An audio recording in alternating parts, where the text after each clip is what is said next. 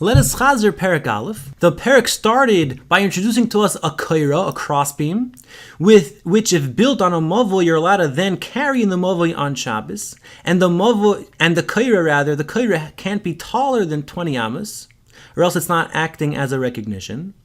As the Mishnah says, mavoi a mavoi, shehu gavoya, that its crossbeam is taller, l'mala me'esrim amma, it's taller than 20 amas tall. Yamaya, you have to reduce that crossbeam so it could be a recognition.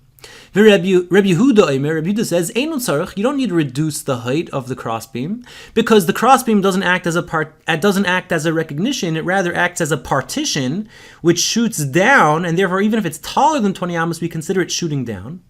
Now, if the opening of the mavoi is wider than 10 amas, you have to reduce the width, because the kaira will not work if the width is wider than 10 amas. But if you have a tzursa pesach, if you have a makeshift doorway of two vertical beams and a beam across, then afal pishu rochav me'esr amas, even though it's wider than 10 amas, even if the mavoi has a width wider than 10 amas, ein tzarich l'mayit, you don't need to reduce the width, because a tzursa pesach acts as a partition even though the width is wider than 10 amas. In Mishnah Beis, we introduce another arrangement to permit the mavoi, to permit carrying in the mavoi, which is a lechi, a vertical beam. So the Mishnah says, hechsher mavoi, how do you prepare a mavoi to permit carrying on Shabbos in it? Beis Shammai says, lechi v'kaira. You need a lechi, a vertical beam, v'kaira, and a cross beam. Beis Hillel omrim, and Beis Hillel says, either lechi or kaira. You either need a lechi or a kaira. Either one is enough. Rabbi Eliezer says, l'chayayin, you need two vertical beams, two lechis, one at each wall. Mishum Rabbi Shmuel, in the name of Rabbi Shmuel, Omar Talmud Echad, one Talmud said, that Talmud was Rabbi Meir. So Rabbi Meir said in the name of Rabbi Shmuel, Lefnei Rabbi Akiva, and he was speaking in front of Rabbi Akiva. And he said, Lo nechlaku Beis Shammai u Beis Hillel. Beis Shammai and Beis Hillel do not argue al mavoi, regarding a mavoi, shehu pachos me'arba amas, which width is less than 4 amas. Since the width is so narrow, so then there's no machlokas, and you're allowed to use either a lechi, shu o belechi, and you could either use a lechi, o bekaira, or a kaira. Either one is sufficient, and you don't need both. Since the width is so narrow, either one is sufficient. Al ma nechlaku, what do Beis Hillel Beis Shammai argue about? Al rachav me'arba amos, viat eser, on a mavoi whose width opens up to the Rishus Harabim from 4 amas until 10 amas. She Beis Shammai oimrim lechi v'kaira, because Beis Shammai holds you need a lechi and a kaira. Beis Hillel omrim, Beis Hillel says o lechi o kora. You either need a lechi or a kaira. Rabbi Akiva responded back to Rabbi Meir, al zev nechku. They argue on both types of mavoi, whether the width is 4 amas or even if it's wider than 4 amas. Beis Shammai always holds you need both a lechi and a kaira, and Beis Hillel says you need a lechi or a kaira. In Mishnah Gimel, we discussed the dimensions of a kaira, of a crossbeam. HaKaira she'amru, the crossbeam that Chachamim said you need to use to permit carrying in a mavoi, needs to be rechava. It has to be wide enough, kedei lekabel areach, to accept a half a brick. The areach and a half a brick is chatzi levena. It's a half a bigger brick shal shlosha tfachim, of 3 tfachim. So half of that is 1.5 tfachim. Dai lekaira, the kaira, it's wide enough, shetehei rechava tefach, if it has a width of 1 tefach, kedei, in order, lekabel areach, it will be able to accept a half a brick le'arkoi on its length. Meaning, if you have a areach, which is 1.5 tefachim, laying on the kaira, which is 1 tefach, you end up with 1 finger breadth overextending on either side, which is sufficient because that was the normal way that they built in those days, and they would leave over a etzbah's worth on each side to place cement to connect it.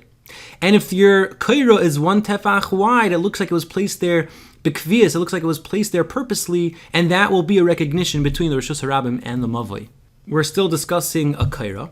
The kaira, the crossbeam, has to be rechava, has to be wide enough kedei lekabel areach in order to accept a half a brick. Ubriya, and it also has to be strong enough kedei lekabel areach in order to accept a half a brick.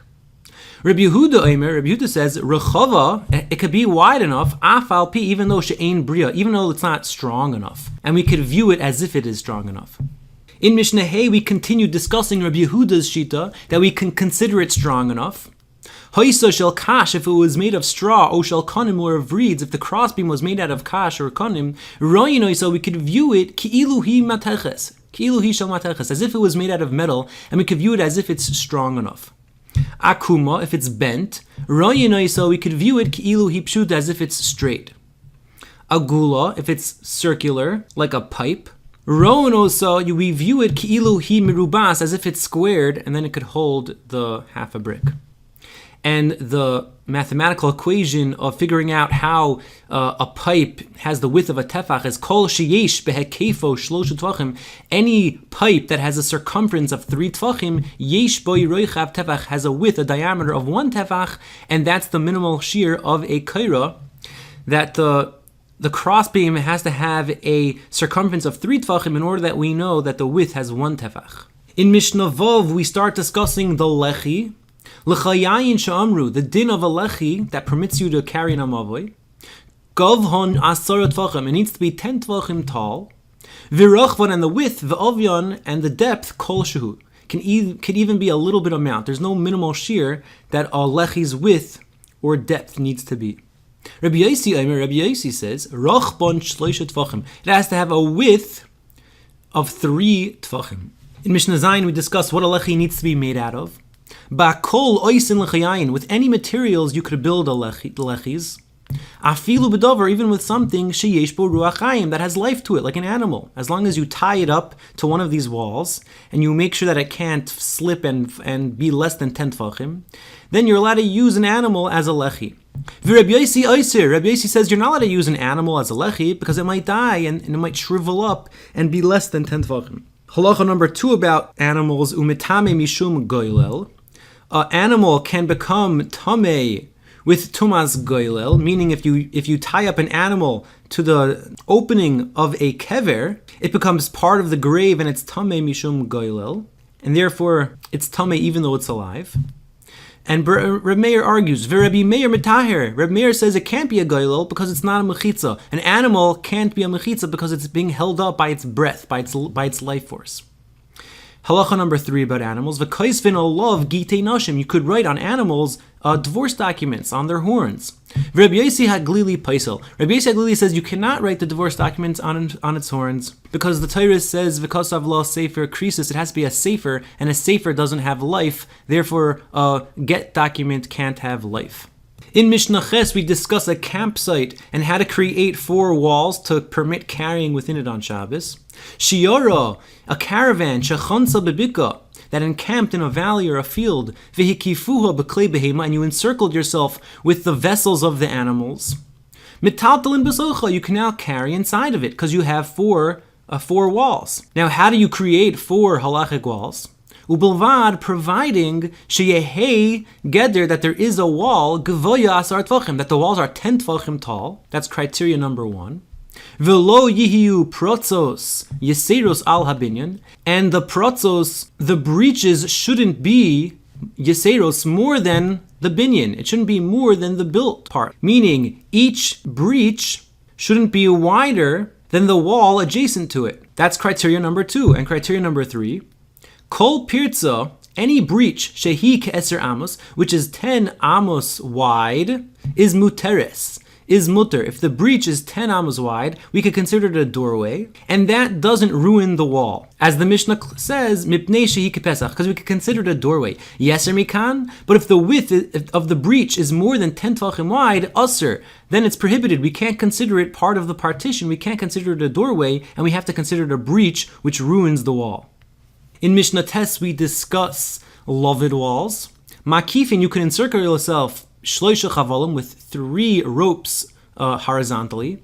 Zeh l'mala mizeh, this one higher than the next. Zeh l'mala mizeh, creating a fence. Ubelvad, provided shelo yihei, that there shouldn't be bein chevel chaver, between one rope and its friend, shloisha tfachim, 3 tfachim. As long as it's only 2.9 tfachim between each rope, we could consider it one big partition using the concept of a lovid. Shir chavolim, the measurement of each rope, the ovyon, and the width, yeser al tefach, all of them together need to at least equal a tefach's worth. Kidei, in order, sheyehei hakol asar tefachim, that the whole partition should be 10 tefachim. Since the minimal height of a wall is 10 tefachim, and you have 2.9 of airspace between each string, so therefore you end up with 8.7 tefachim of wall, and To create 10 tefachim, you need to have 1.3 tefachim of rope in order to create a 10 tefach wall. And now in Mishnah Yud, we discuss another type of loved wall. Makifin bekanim, you can encircle yourself with reeds. Ubelvad, and provided shelo yehe bein kana l'chavera, that there shouldn't be a space between each reed, shloisha tefachim, 3 tefachim. And so if you put vertical beams or reeds next to each other within 3 tefachim of the next, then we have another way of creating a loved wall. Now, these two types of loved walls, according to Rabbi Yehuda, were only permitted when a caravan is traveling. B'shiyara dibru, we're talking about a traveling caravan of 3 people. Divrei Rabbi Yehuda, these are the words of Rabbi Yehuda. V'chacham omrim, the chacham say, lo dibru b'shiyar. We're not discussing only a caravan, ela b'hova, that's just the normal way that people travel with groups of at least 3 people. But really, any traveler is able to make these loved walls. However, the next shita argues, Kol mechitza, any partition, she'ena shel shesi v'shel eriv, that's not comprised of shesi and eriv, vertical beams and horizontal beams, eina mechitza is not a halachic wall. In order to be a halachic wall, according to this shita, you need to have vertical and horizontal beams, each one within 3 tefachim of the next. Divrei Rabbi Yossi bar Rabbi Yehuda. These are the words of Rabbi Yossi, the son of Rabbi Yehuda. V'chachamim omrim, and the chachamim say, echad mishnei dvarim. You could have one of the two. Either horizontal is enough or vertical is enough. And even if you're not traveling, according to this Chachamim, anyone is able to make these partitions for Shabbos to permit you to carry within them on Shabbos, even if you're not a traveler. Now, arba'o devarim, there are 4 halachos patru b'machne, that we exempt you if you're a soldier in a campsite. Mivian eitzim mikol makom, you could take wood from any place. You could take people's wood. Since you're a soldier, you could take people's wood and it's not considered stealing. Number 2, upeturim merchitzas yadayim. You're also exempt from washing your hands before eating bread. Number 3, umidemai. You are exempt from tithing demai from food that you take from an am haaretz. Umilaoriv, and you're also exempt from making eruvin chatzeris, meaning we allow you to carry from your tent to another person's tent, or from your tent out of your tent, even though generally there's a prohibition from carrying from a singly owned area to a publicly owned area. In the case of soldiers, we exempt you from that prohibition.